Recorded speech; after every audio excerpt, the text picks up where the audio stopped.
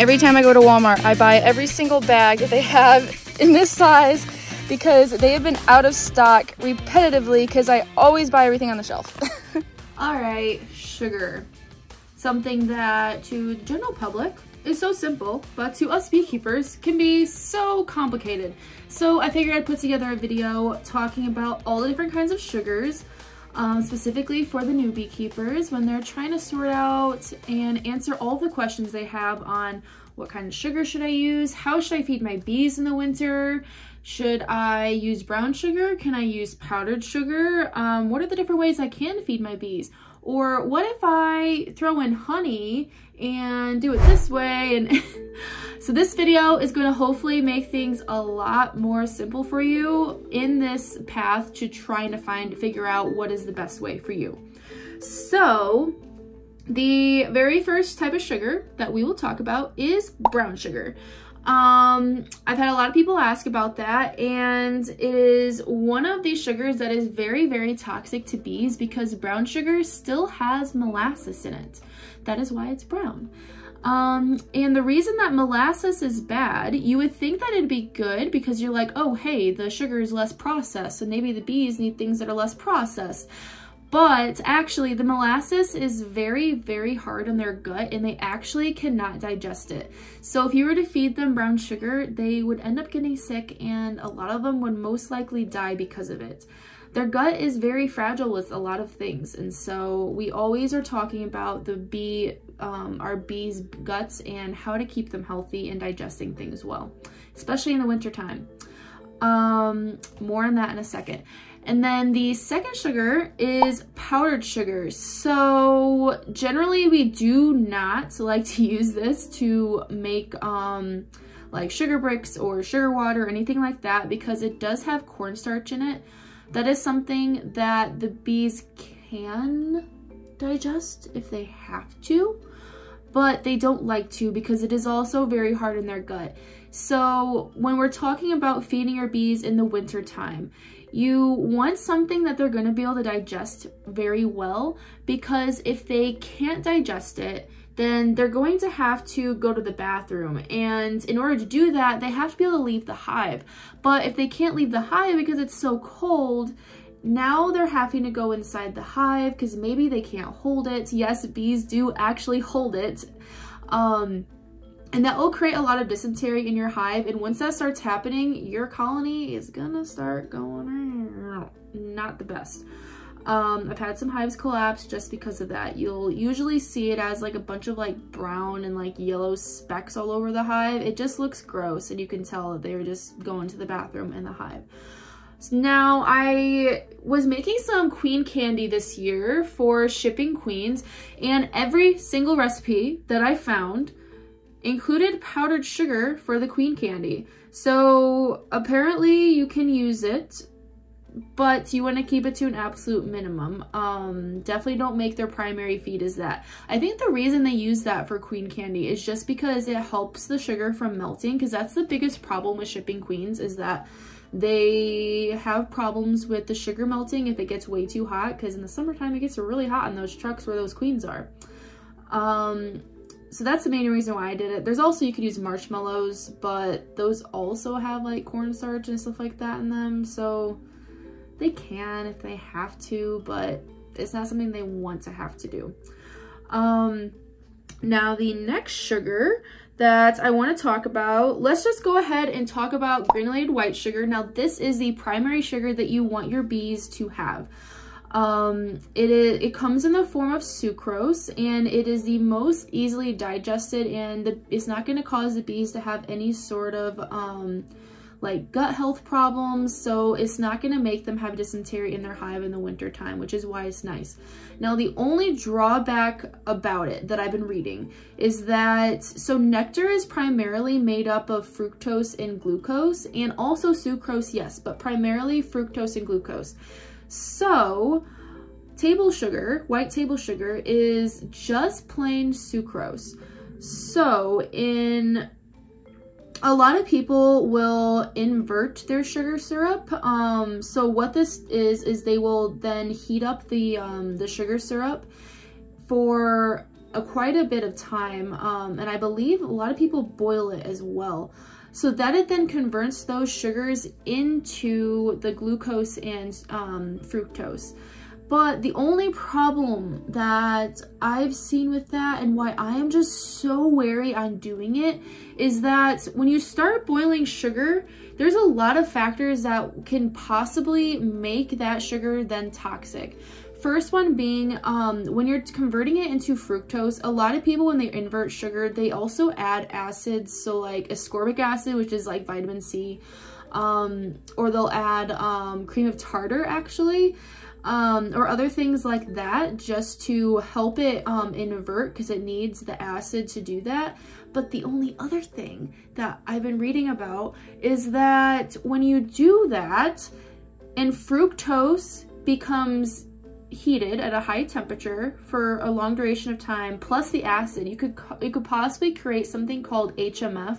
Now, I am not going to try to pronounce that word because it is super long and I'm gonna make a fool of myself, but I'll put it up on the screen for you guys. So what this is they mainly classify it as a carcinogen, but it is very toxic to the bees in high amounts. And as inverted sugar sits, it will create more and more of it. And like I said, when you add in that acid and it turns into fructose, then a chemical reaction starts and you start getting all that HMF, which is not good for the bees.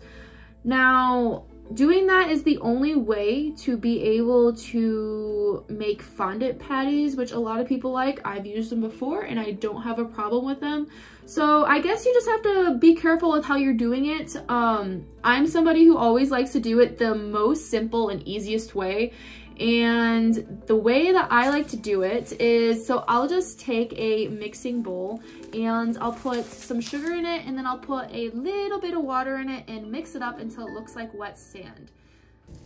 The extra moisture will help you form it when you actually put it on the hive, and I've always thought that the moisture would make it so that the bees would be more apt to liking it versus just pouring dry sugar on there. Then I grab some newspaper and throw it on there like you see here, and put down a shim so that there's enough space to be able to still put the lid on, and literally just stack all that sugar right on top of them. They're going to be able to chew through the newspaper, so you don't have to worry about that being in their way. But the reason why I'm sticking in my hive tool and cutting a little slit in the newspaper right here is just so that it gives them a little bit to start, so they see that, oh hey, there's sugar here, so let's just start tearing through this newspaper to get to it. And what you'll find is when you come back a couple days later, this sugar will have formed pretty much a sugar brick on top of your hive, because it will harden and kind of turn into a rock. So it's looking like I'm going to need one more bag of sugar to finish the rest of them, but it is as simple as that. Now they're fed. I'm going to be checking up on them. I'll probably check up on them again around Christmas time, and then assess from there to see how quickly they're going through the sugar.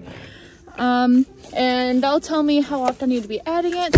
But yeah, I gotta run off because I'm actually running late. I have practice. So this isn't the only way that you can feed sugar in the winter time. You can also do what's called mountain camp method. That is Casey's favorite way. And literally all it is you just throw on a piece of newspaper or a old piece of paper from the factory that he was working at and just pile on dry sugar right on top of that. Now, the cool thing about it is it will soak up any excess moisture that might be leaking through the lid or collecting underneath the lid from the bee's breath and clashing with the cold outside air and all of that. But also, as it gets a little bit more moist, then it'll be easier for the bees to consume. So you're kind of killing two birds with one stone. This is what he's been using ever since he first started beekeeping, and yeah, so far it's been going great. Newspaper in your class still? Yeah, I do. Yeah, I got you.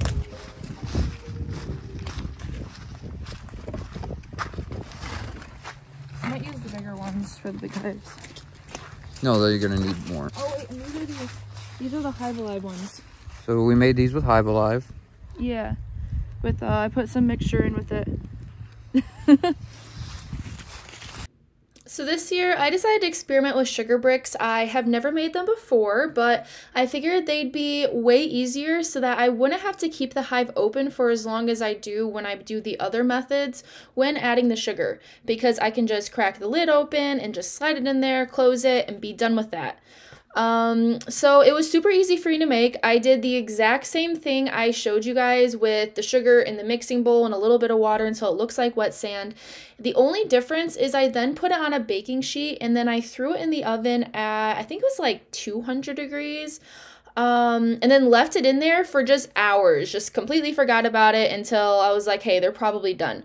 Oh, and if you do this, make sure you cut out the blocks that you want the sugar to break into before you throw it in, because if you try to do it afterwards, it's going to crumble on you and it's going to be very difficult. So save you that little hassle there.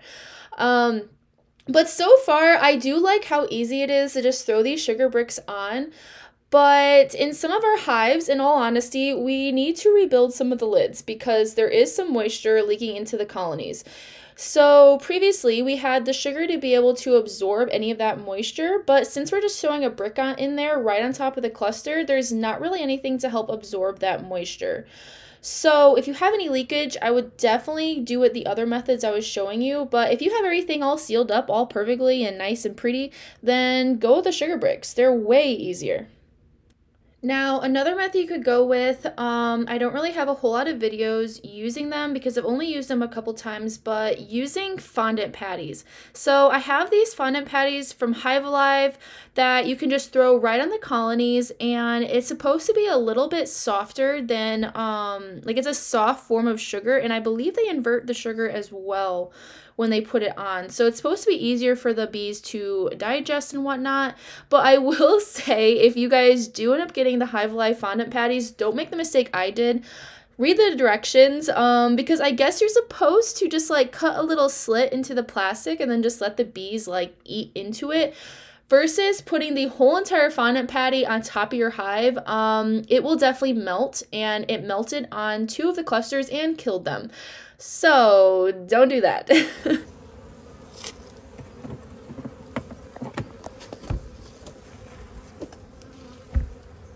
Now, I've seen many other ways of how you can put sugar in your hive in the wintertime.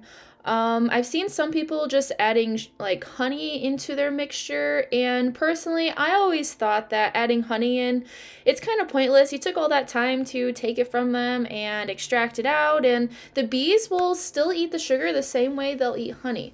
Now yes, honey does have more nutrients than sugar does, but in my own personal experience, I've seen that they still do just as fine on sugar.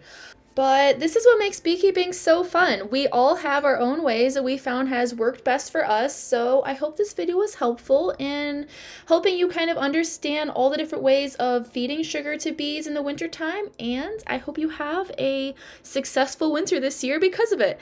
So that is it from me, guys. I will see you guys in the next one, and don't quit and be fit. When you put in something that is liquidy inside the hive, and as they heat up the hive, they're gonna evaporate off some of that water, especially when it gets